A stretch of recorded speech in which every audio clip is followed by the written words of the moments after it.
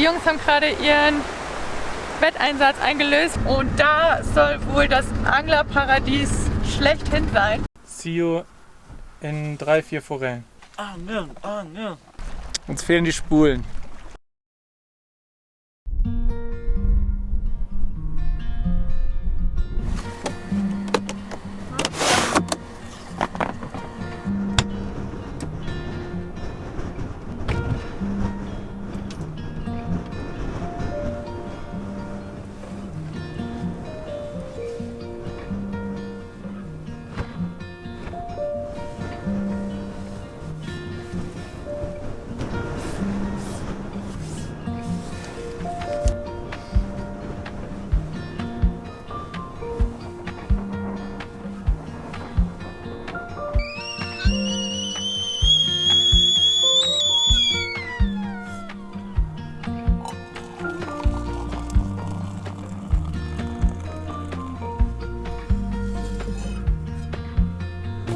Guten Morgen und willkommen zu einer neuen Folge mit uns, mit Neuland Stories. Wir sind immer noch in Ecuador und mit Valeria und Tobi unterwegs. Und wir stehen hier auf über 4000 Meter über dem Meeresspiegel. Sprich, es ist ganz schön kalt hier. Deswegen gibt es auch einen warmen Porridge zum Frühstück mit Ausblick auf den gigantischen Vulkan Chimborazo. Tschüss!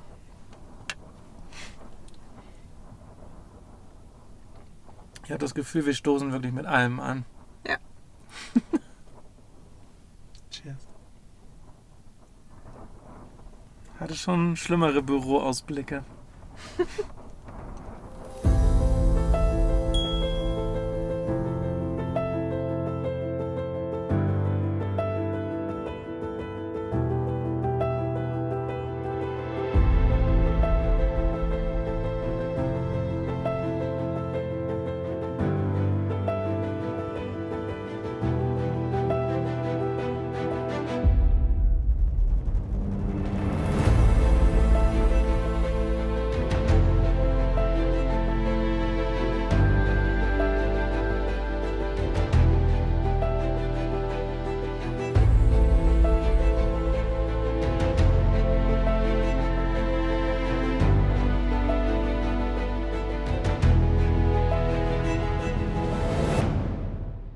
So, wir haben unsere Pläne hier am Chimborazo ein bisschen geändert, denn wir hatten ja ursprünglich mal die Idee, hier ein bisschen wandern zu gehen und vielleicht sogar eine coole Mountainbike-Tour zu machen.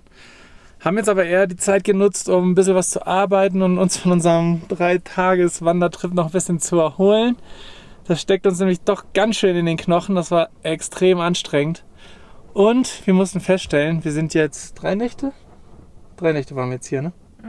3 Nächte auf 4200 Metern hat uns jetzt langsam echt zu schaffen gemacht und wir werden gefühlt immer kurzatmiger. Oh mein Gott, seht ihr? Das hat schon Auswirkungen. Deswegen haben wir uns entschieden, dass wir jetzt wieder runterfahren auf etwas normaleren Höhen und ja, ein bisschen quasi die Wanderungen hier, die Action ein bisschen zu skippen. Aber wir haben schon was Neues im Plan und da geht es jetzt gleich weiter. Video ist im Kasten und hochgeladen und so langsam macht uns die Höhe wirklich zu schaffen. Deswegen packen wir jetzt schnell zusammen und dann geht's in tiefere Gefilde.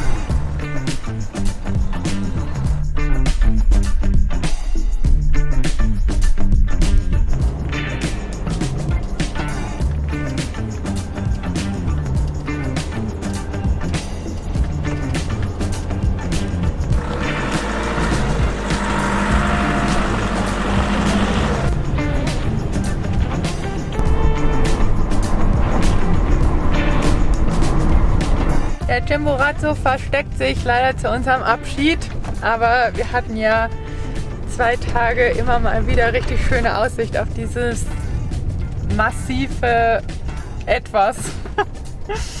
Wir sind jetzt aber richtig froh, dass es runtergeht. Apropos Chimborazo nochmal ein Fun Fact.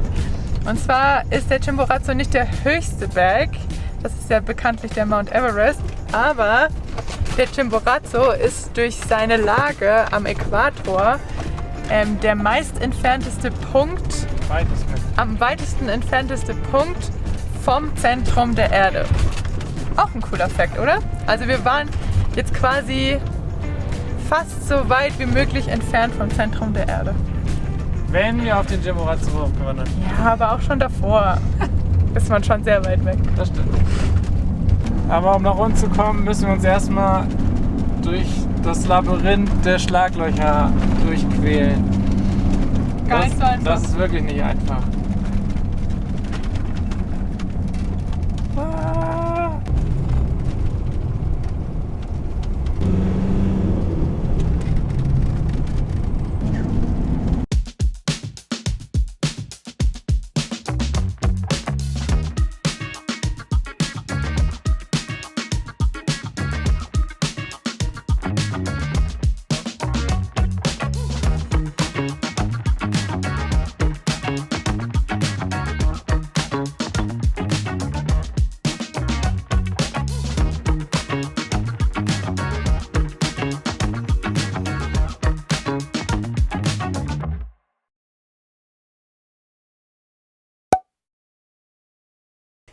Guten Morgen und wir sind hier auf einem Campingplatz in Cuenca, einer kleinen Stadt in Richtung Grenze nach Peru angekommen. Und bevor wir uns jetzt gleich auf in die Stadt machen, um die Stadt ein bisschen anzugucken, haue ich mir die Kopfhörer aufs Ohr,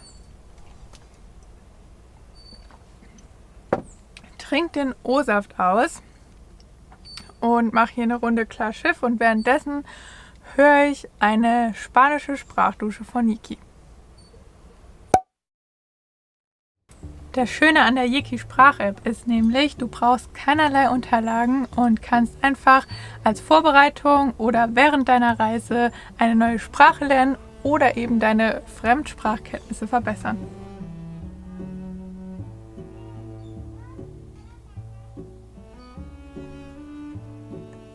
Los objetos. Die Gegenstände. Que Man muss hay que. El doble o más. das Doppelte oder mehr. So lernen wir ganz entspannt und intuitiv unsere gewünschte Fremdsprache Spanisch über Zuhören, Verstehen und Nachsprechen. Eine Sprachdusche dauert zwischen 15 und 20 Minuten und besteht aus einem Vokabel- und Konversationsteil. Begleitend dazu gibt es noch ein Handbuch mit all den vorher gelernten Vokabeln. Ihr wollt die Sprach-App Yiki jetzt auch einmal ausprobieren. 2 Sprachduschen pro Sprache gibt es kostenlos zum Testen. Und mit unserem Code Neuland30 spart ihr 30% auf jedes Premium-Abo. Alle weiteren Details findet ihr auch nochmal unten in unserer Beschreibungsbox.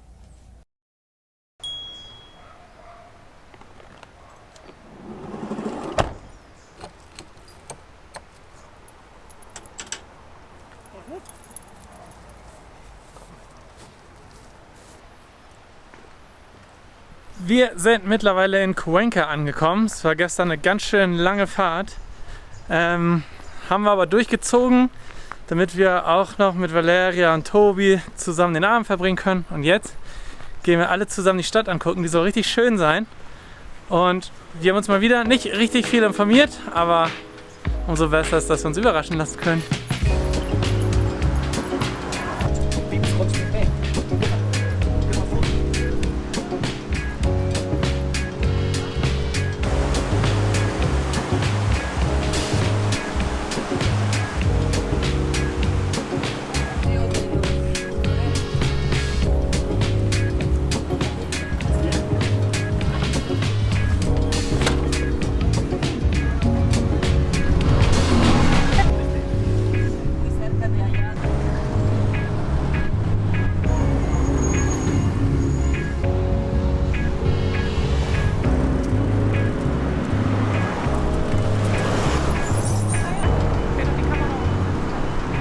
Erster Stopp sind die allseits bekannten Panama Heads in Ecuador,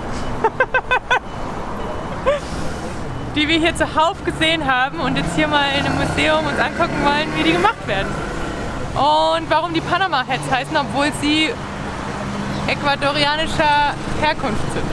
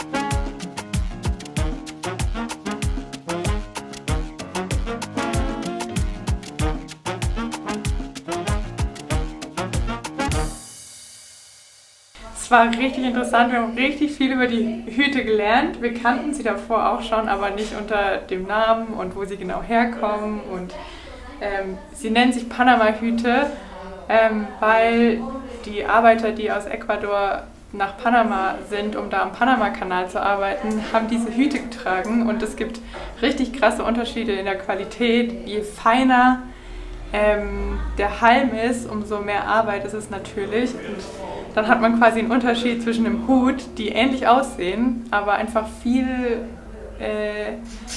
feiner gearbeitet sind. Und dann kostet ein Hut $2000 oder der kostet, glaube ich, hier unten $70 oder so ein ganz einfacher Hut mit ganz breiten Maschen und ganz breiten Halm kostet dann $30. Aber es ist richtig cool, es ist richtig cooles Handwerk. Leider sind wir in der Mittagspause hier, deswegen konnten wir die ganzen Arbeiter hier jetzt nicht sehen. Aber jetzt probieren wir mal an.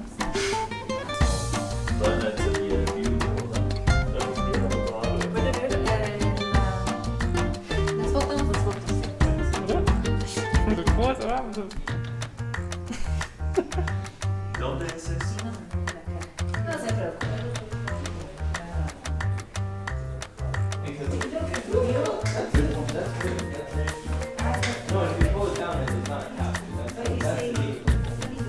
Sí, incluso se puede poner un pañuelo.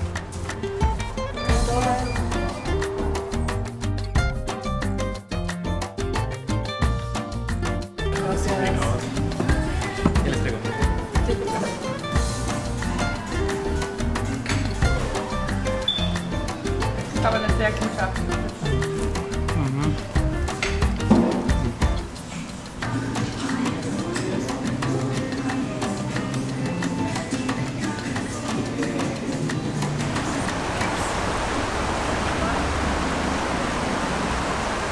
Wie lang war das? 2 Minuten? Ah ne, das war auf dem Bein.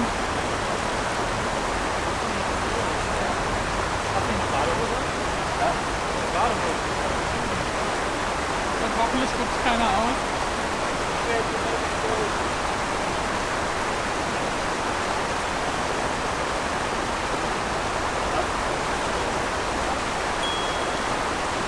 Oh Gott, oh Gott, oh Gott, oh Gott.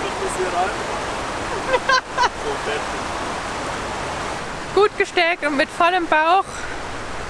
Die Pizza war sehr lecker. Und die Jungs haben gerade ihren Wetteinsatz eingelöst von unserem Spieleabend gestern Abend.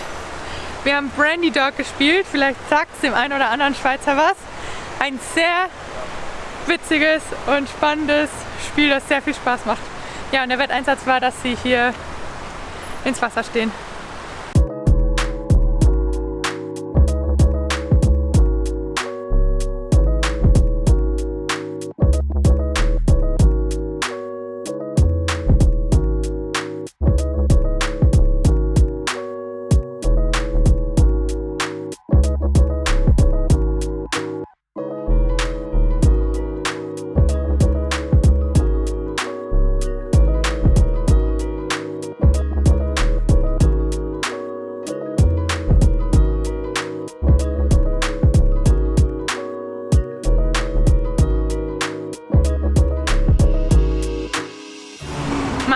ist vor einiger Zeit leer gegangen und es ist gar nicht so einfach hier in Südamerika natürliches und ohne Zusatzstoffe Shampoo zu finden. Und jetzt haben wir hier einen Seifenladen gefunden.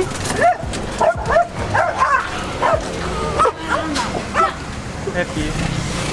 Mini-Hunde-Attacke aus dem Auto. Jetzt haben wir hier einen Seifenladen gefunden und die hatten ein richtig cooles Shampoo und Spülung und das ist Daumen hoch. Habe ich mich ein bisschen eingedeckt.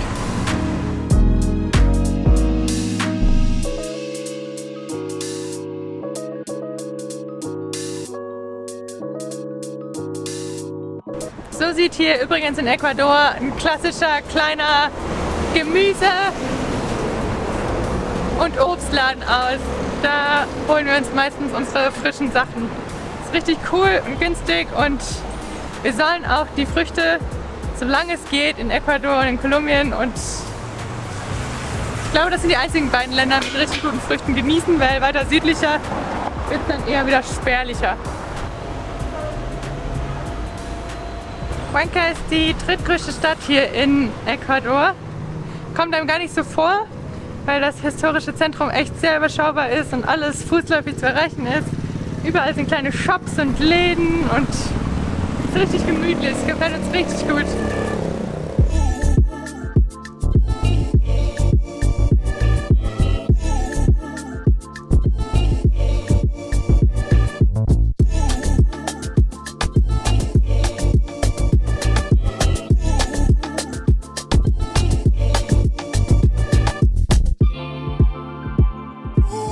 Wir laufen jetzt gerade um die Catedral de la Inmaculada de Concepción.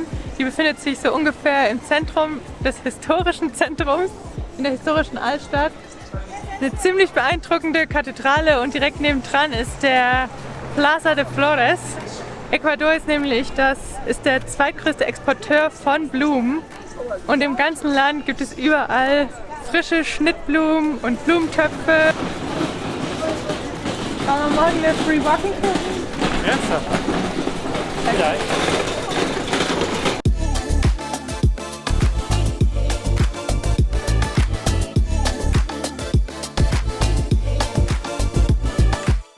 Wir haben hier in der Innenstadt jetzt nochmal einen Hutladen gefunden und die drei probieren hier nochmal fleißig Hüte auf, während Peppi und ich hier vorne Pause machen. Eigentlich braucht man keinen Hut. Oder wir haben keinen Platz für so einen Hut im Van, besser gesagt.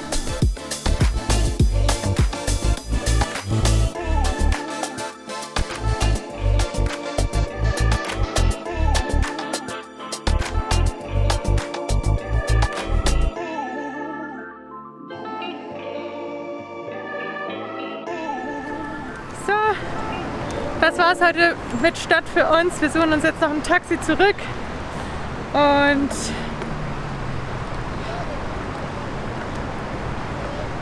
ich glaube, wir sehen uns dann morgen wieder.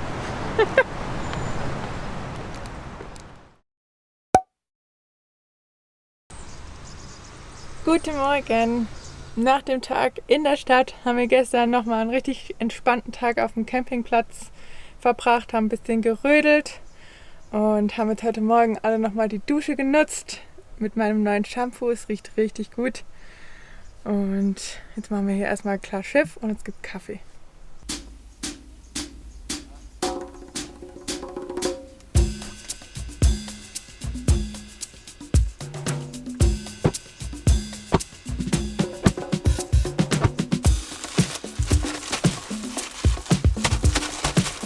Ich habe mir gestern noch einen richtig leckeren Kaffee gekauft von einer kleinen Kaffeerösterei hier, die ihre Kaffeebohnen auch hier aus Ecuador haben, aus dem kleinen Örtchen Lojas, was so 2,5 Stunden südlich von hier ist. Bisschen mehr sogar noch, aber das reicht uns einfach zeitlich nicht mehr dahin zu fahren. Aber umso schöner finde ich, dass ich hier den Kaffee kaufen konnte und jetzt endlich wieder guten Kaffee habe hier.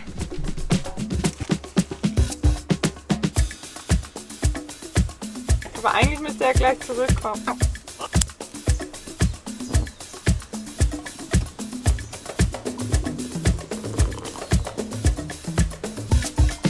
Der Kaffee ist muy delicioso. Ich hatte im Supermarkt letztens Kaffee gekauft und der war so... Der roch weder gut, noch hat er gut geschmeckt. Glückliches Svenny.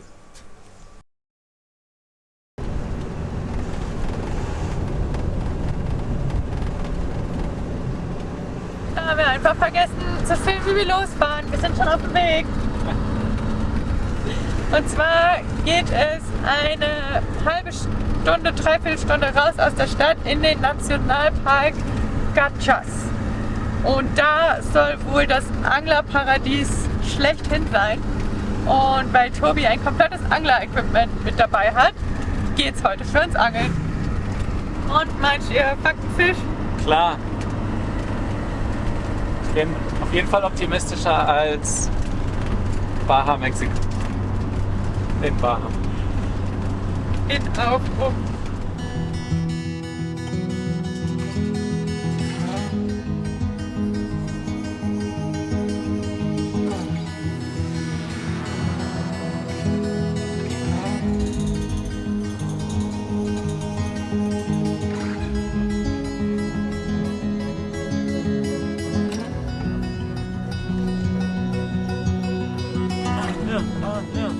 Das schneidest du aber nicht rein. Doch. Das sind die besten Ausschnitte.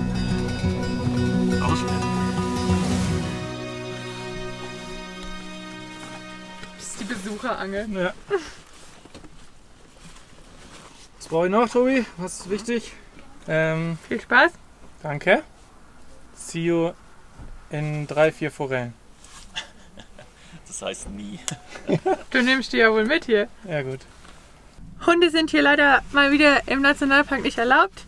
Aber die beiden gehen angeln und ich bleibe mit Peppi hier.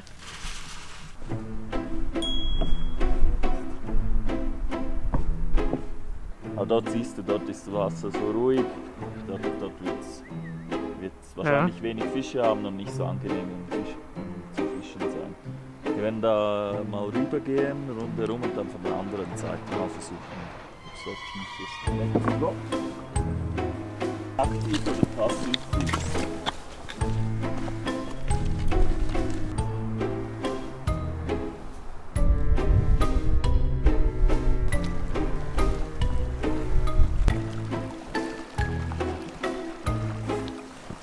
Uns fehlen die Spulen. Also wir haben eine Angel, wir können vielleicht so ein bisschen Gräser zusammenflechten. Und jetzt überlegen wir, ob wir hier angeln oder ob wir nochmal zu einem anderen See fahren, wo wir sowieso noch hin wollten. Oder ob wir es holen. Wir sind leider ein ganzes Stück gegangen. Wie finden wir das?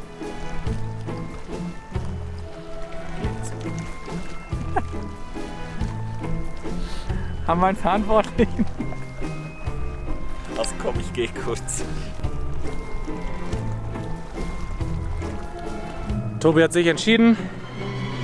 Er geht nochmal zurück und holt die Sachen. Wird so, wenn er schnell ist, eine halbe Stunde dauern. Eher 40 Minuten. Also gucke ich ein bisschen aufs Wasser und esse mein Käsebrot.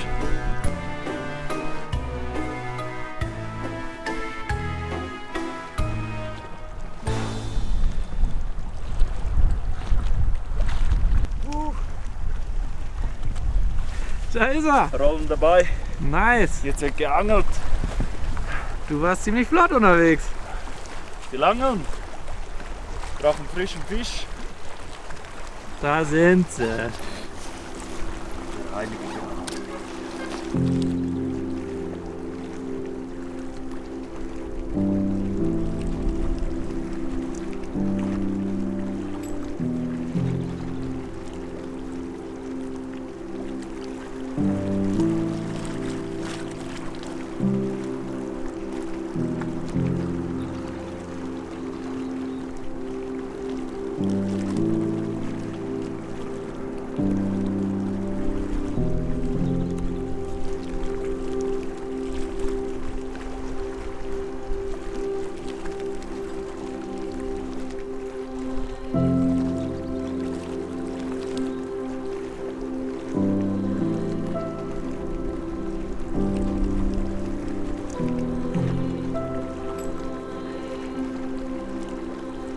Also der See kriegt von uns natürlich eine 10 von 10. Unfassbar schön, diese Landschaft. Das ist genial. Fischtechnisch, naja.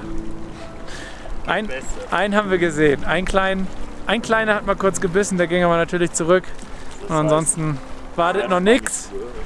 Deswegen gehen wir jetzt zu einem anderen See, der wahrscheinlich nicht weniger schön ist.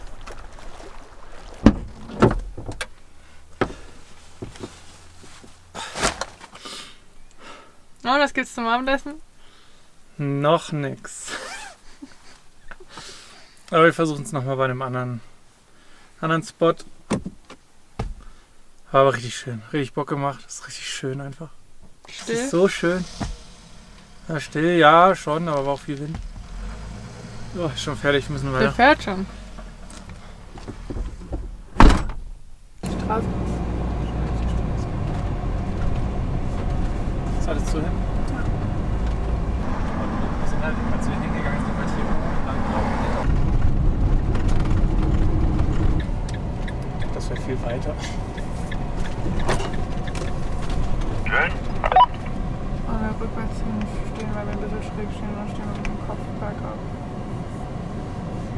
Hier entlang des Weges waren auch jetzt ganz viele Forellenzuchten und auf iOverlander mit der App, mit der wir die meisten Stellplätze raussuchen, ist hier die Ranch angemarkert und man kann hier selbst seine Forelle fischen und dann wird die einem hier in dem Restaurant auch zubereitet.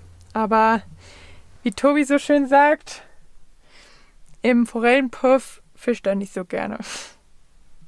Mal gucken, ob wir jetzt heute hier was fischen und dann morgen früh nochmal gucken, ob wir woanders hingehen. Die Hochebene hier ist auf jeden Fall wieder auf knapp 4000 Metern, weshalb das Atmen und Bewegen und alles wieder super anstrengend ist. Jetzt bin ich aber gleich mal gespannt, was die beiden sagen.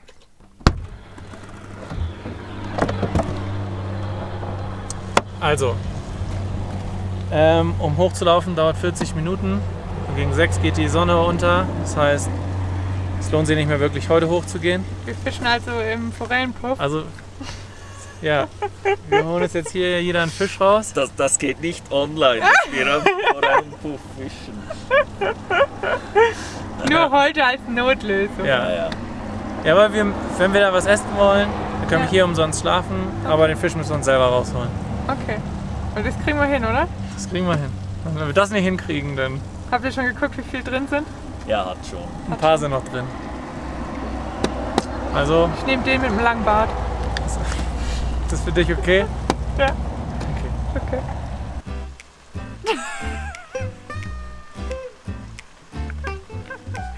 Und nicht das Motto vergessen, ne? Hilf dir heil. Route heraus, der Spaß beginnt. Route raus, der Spaß beginnt. Route raus, der Spaß.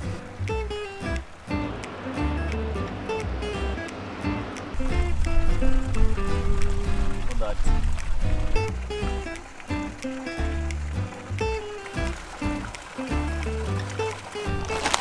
Pieps. Wie gefällt es das Fischen? Kalte Fisch. Kalte Fisch.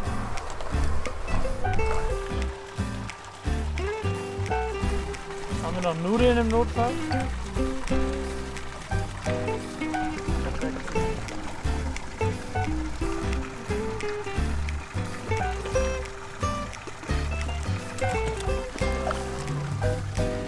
Happy schnappt sich den gleich.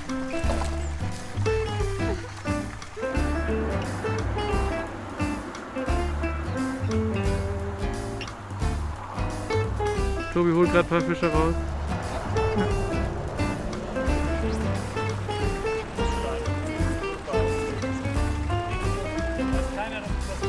Also wir haben ein bisschen hier in den kleinen Teichen gefischt. Das war ein bisschen erfolgreicher. Vor allem beim Fliegenfischen. Tobi hat uns unser Abendessen besorgt.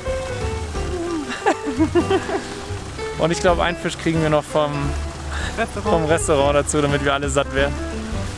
Und Hunger haben wir jetzt echt.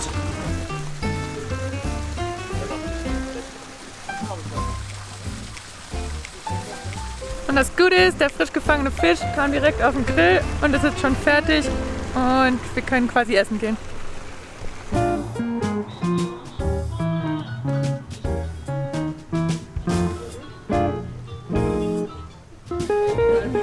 Die machen das gut.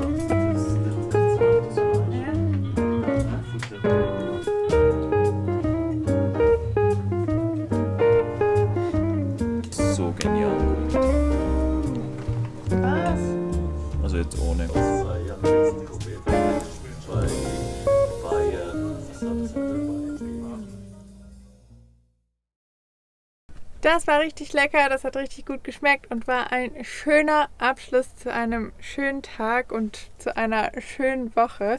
Wer sich gewundert hat, Valeria ist aktuell nicht dabei, bei der haben wir uns in Cuenca verabschiedet. Die macht für 2 Wochen einen Solo-Trip und die sammeln wir dann irgendwann wieder irgendwo in Peru ein. Darauf freuen wir uns schon sehr. Genau, und wie ich gerade schon gesagt habe, wir bereiten uns schon so langsam auf den Grenzübergang nach Peru vor. Morgen machen wir aber nochmal eine richtig schöne letzte Wanderung hier in Ecuador und genießen unsere Zeit hier in vollen Zügen, bevor es dann Richtung Grenze geht. Das seht ihr dann aber alles im nächsten Vlog, würde ich sagen. Also Kanal abonnieren, damit ihr kein Video mehr verpasst und ein Daumen nach oben für das Video, das würde uns sehr freuen, sowie ein Support-Herz unten in die Kommentare. Und denkt daran, wenn ihr Lust habt, eine neue Sprache zu lernen und das gerne mit der Yiki Sprach-App ausprobieren möchtet, dann jetzt unten in der Beschreibungsbox über den Link auf die Website und euch einmal das genauer anschauen. Emoji der Woche ist ein Fisch. Basti sagt, Emoji der Woche ist ein Fisch. Und dann bleibt mir nichts mehr anderes zu sagen als Danke. Ende.